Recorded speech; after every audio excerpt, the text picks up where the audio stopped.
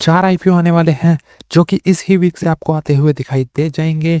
और चारों आईपीओ पर मैंने वीडियो बनाई है, पर कुछ एक इम्पॉर्टेंट डिटेल जो हम सबको सारे आईपीओ में लगाने से पहले एक ध्यान देनी पड़ेगी कि क्या चल रहा है उनका जीएमपी। तो सारे आईपीओस के जीएमपी बताने वाला हूं, तो बने रहिए वीडियो में, एंड तक देखिएगा, पूरी जानकारी मिलेगी। और एक स्पेशल चीज, एक और नया आईपीओ है, उसके बारे में भी थोड़ी जानकारी देने की कोशिश करूंगा। ज्यादा अब इसकी जानकारी अवेलेबल नहीं है, लेकिन वो भी आईपीओ आपको फरवरी में दिखाई देगा। तो हेलो दोस्तों, मेरा नाम है Rahul and welcome to my channel. तो सबसे पहले बात कर लेते हैं क्लीन मैक्स की। क्लीन मैक्स जो एक पावर सस्टेनेबिलिटी, पावर से रिलेटेड फील्ड का एक आईपीओ है। इस ये ओपन हो रहा है मंडे को 23 फरवरी को, और क्लोजिंग हो जाएगी इसकी 25 फरवरी को। प्राइस बैंड रखा गया है 1000 से 1053। अप्लाई करेंगे तो कट ऑफ प्राइस पर ही अप्लाई करेंगे। और अगर हम बात करें तो टोटल इशू साइज की, तो टोटल इशू साइज इसमें कितना रखा गया है? टोटल इशू साइज रहने वाला है 3100 करोड़, 3100 करोड़ रुपीस का टोटल इशू साइज रहने वाला है। फ्रेश इशूज में रहेगा 1200 करोड़, ऑफर फॉर सेल रहेगा 1900 करोड़। पहले जो डिटेल्स थी इसमें ये टोटल इशू साइज ज्यादा था, अब जब ये फाइनल डिटेल्स आई हैं तो इशू साइज को कर दिया गया है कम। तो आप ये चीज को ध्यान रखिएगा, 3100 करोड़ का इशू साइज इसमें रहने वाला है। आईपीओ रिजर्वेशन के बारे में मैं ऑलरेडी बता चुका हूँ। रिटेल्स के लिए रहने वाला है 35% का कोटा। एक अच्छा हमारे लिए अपॉर्चुनिटी हो सकती है अगर इसमें एक अच्छा मूव, हमें अच्छी लिस्टिंग की उम्मीद रही तो।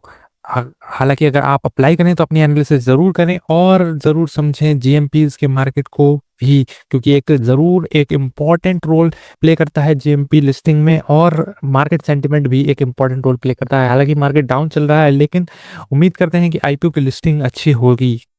लॉट साइज के बारे में यहाँ बात कर लेते हैं, तो एक लॉट आपको पड़ने वाला है 14 शेयर, जिसमें मिलेंगे 14,742 रुपीज का। मैक्सिमम 13 लॉट के लिए अप्लाई कर सकते हैं, जो कि हमें 1,91,646 रुपए तक में अप्लाई हो सकते हैं।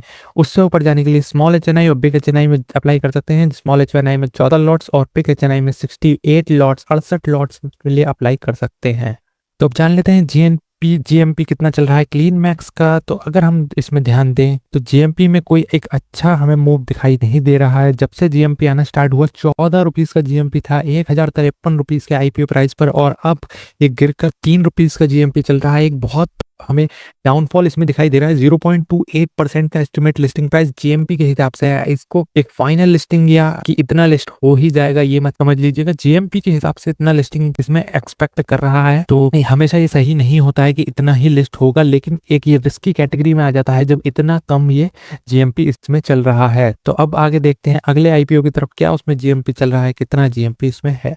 तो पीएनजीएस के बारे में बात करें तो 386 रुपीज का कट ऑफ प्राइस इसमें है, और 380 करोड़ रुपीस का आईपीओ रहने वाला है, जिसके बारे में ऑलरेडी मैं बताया है कि इसमें 16 लॉट तक आप मैक्स अप्लाई कर सकते हैं रिटेल कैटेगरी में। उससे ऊपर जाने के लिए स्मॉल एचएनआई और बिग एचएनआई में अप्लाई कर सकते हैं।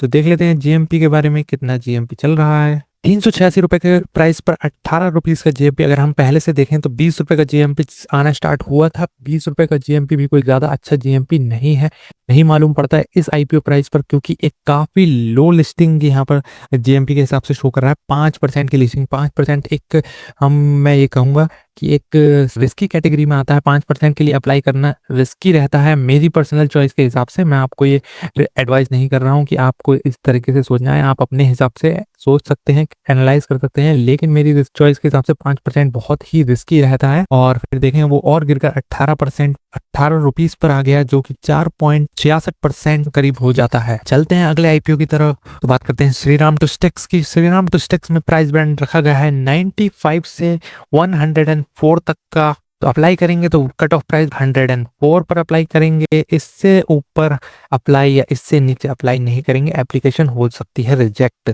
आईपीओ साइज बहुत ही कम है, 110 करोड़ का मात्र आईपीओ साइज है। एक बार मैं इसमें जरूर नजर डालूंगा कि रिटेल्स के लिए कितना रखा गया है। सिर्फ 10%, 11 करोड़ आप मान सकते हैं कि 11 करोड़ में से रिटेल को एप्लीकेशन में जगह मिलेगी अगर आप लकी हुए तो। अगर आपने अप्लाई करा हुआ अपनी एनालिसिस के हिसाब से और आप लकी हुए तो आपको मिलेगा, वरना उम्मीद इसमें बहुत ही कम रहने वाली है। जीएमपी पर नजर डालें इसके तो 104 रुपए के आईपीओ प्राइस पर 4 रुपीज का जीएमपी यहाँ पर शो कर रहा है। काफी लो है, 3.85% का जीएमपी से आना स्टार्ट हुआ, बढ़कर हो गया 5 रुपीज़ तक। और लिस्टिंग एस्टिमेटेड लिस्टिंग प्राइस की बात करें, एस्टिमेटेड लिस्टिंग गेन की बात करें तो 4.81% का लिस्टिंग गेन यहाँ पर हमें शो कर रहा है, जो कि ऑलरेडी काफ़ी लो और रिस्की कैटेगरी में ही मैं मानता हूँ इसे, तो रिस्की कैटेगरी में आता है। और जैसा कि इतना लो जीएमपी होने पर रिटेल्स भी काफ़ी लोग जीएमपी के बेस पर अप्लाई करते हैं, जो कि आपको नहीं करना चाहिए, पर फिर भी काफ़ी लोग जिनको ज़्यादा जानकारी नहीं होती वो जीएमपी के बेस पर अप्लाई करते हैं। तो यहाँ पर मैं ये कहूँगा कि काफ़ी लो एप्लीकेशंस इसमें रहने वाली हैं। अगर आपने लगाया हो सक पॉसिबल है कि आपको मिलने के चांसेस ज़्यादा हो सकते हैं, क्योंकि जीएमपी काफ़ी लो चल रहा है, काफ़ी लो एप्लीकेशन रहेगी। बात करें गॉडियम आईवीएफ के आईपीओ प्राइस पर, तो 75 से 79 रुपीज़ का प्राइस बैंड इसमें रखा गया है। और अगर अप्लाई करेंगे तो 79 रुपीज़ के कट ऑफ प्राइस पर ही अप्लाई करेंगे। टोटल इशू साइज है 165 करोड़ का, जिसमें 90 करोड़ जाने वाला है कंपनी को और 75 करोड़ जाने वाला है उन शेयर होल्डर्स को या प्रमोटर्स को जो अपनी हिस्सेदारी बेचकर निकल रहे हैं। एक चीज़ मैं यहाँ पर कहूँगा कि 35% का कोटा रखा गया है रिटेल्स के लिए, जो कि मेरे हिसाब से एक पॉजिटिव हो सकता है। रिटेल्स के लिए पहले ही आईपीओ ये काफ़ी छोटा है, 165 करोड़ का मात्र आईपीओ, जिसमें 35% रिजर्व किया गया है रिटेल्स के लिए। तो इसके जीएमपी पर नजर डाल लेते हैं। इसके जीएमपी की बात करें, आईपीओ प्राइस 79 रुपीज़ के आईपीओ प्राइस पर 15 रुपीज़ का जीएमपी आना स्टार्ट हुआ था। मैं ये कहूँगा कि काफ़ी अच्छा था। जीएमपी 18.99% का एस्टिमेटेड लिस्टिंग गेन ये शो कर रहा था जीएमपी के हिसाब से, जो कि मार्केट के कंटिन्यूस फॉल डाउन के बाद अब इसका जीएमपी 8.5 का चल रहा है, जो कि 10.76% का लिस्टिंग गेन शो कर रहा है जीएमपी के हिसाब से। एक हमारे लिए खास पॉजिटिव न्यूज़ नहीं है। करीब करीब 9% तक की इसमें गिरावट हो गई है। आप 0.76 को ना लेकर के इसे राउंड फिगर में ही ले लें क्लियरली, तो 8 से 9% की गिरावट इसमें क्लियरली हमें यहाँ पर दिखाई दे रही है, जो कि एक हमारे लिए पॉजिटिव नहीं है, क्योंकि बाकी तीनों आईपीओज भी कोई ज़्यादा पॉजिटिव इम्पैक्ट डालते हुए नज़र नहीं आ रहे हैं रिटेल्स के गेनिंग में और रिटेल्स के प्रॉफिट पर। अगर हम इसमें देखें तो एक इससे उम्मीद करने की मैं सोच सकता था कि मैं इसमें अप्लाई करूँगा या नहीं करूँगा, लेकिन यहाँ भी अगर इसमें ऐसे फॉल डाउन होता रहा तो ये भी रिस्की कैटेगरी में जा सकता है।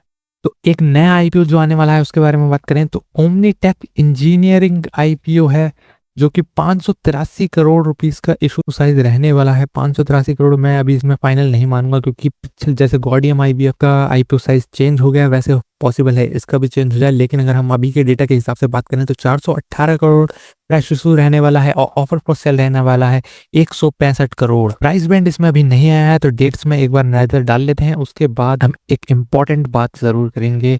प्राइस बैंड अगर ओपन देखें तो ये 25 फरवरी वेडनेसडे को ओपन हो रहा है और फ्राइडे 27 फरवरी को क्लोजिंग हो रही है। अलॉटमेंट मिलेगा 2 मार्च को मंडे को और रिफंड मिल जाएंगे 4 मार्च को और क्रेडिट्स ऑफ शेयर्स हो जाएंगे 4 मार्च को। लिस्टिंग होगी 5 मार्च को थर्सडे के दिन। अगर आपने एनालिसिस नहीं करी है किसी आईपीओस की तो मैं आपको बताना चाहूँगा कि आपको ये वीडियो ज़रूर चेकआउट करनी चाहिए। आपको प्रॉपर एनालिसिस ज़रूर करनी चाहिए अप्लाई करने से पहले आपको पता होना चाहिए कि क्या कंपनी काम करती है, क्या उसके फाइनेंशियल्स चल रहे हैं। उसके बाद ही जीएमपी और अदर चीज़ जो को इन्वॉल्व करें, ताकि आप एक अच्छा से एनालाइज कर सकें, अच्छे से एक अपनी एनालिसिस के हिसाब से एक्सपेक्ट कर सकें कि कितना लिस्टिंग गेन आप एक्सपेक्ट कर रहे हैं। तो इन 2 वीडियोस को ज़रूर चेकआउट करें एंड वीडियो पसंद आई हो तो लाइक ज़रूर करें। कमेंट करके हमें बताएं कि आपको कोई पार्ट समझ नहीं आया, क्या जीएमपी चल रहा है, उसका अपडेट लगातार आने वाला है। तो उसके लिए चैनल को सब्सक्राइब करना ना भूलें, चैनल को ज़रूर सब्सक्राइब करें। जीएमपी अपडेट्स लगातार आने वाले हैं, तो कीप वॉचिंग।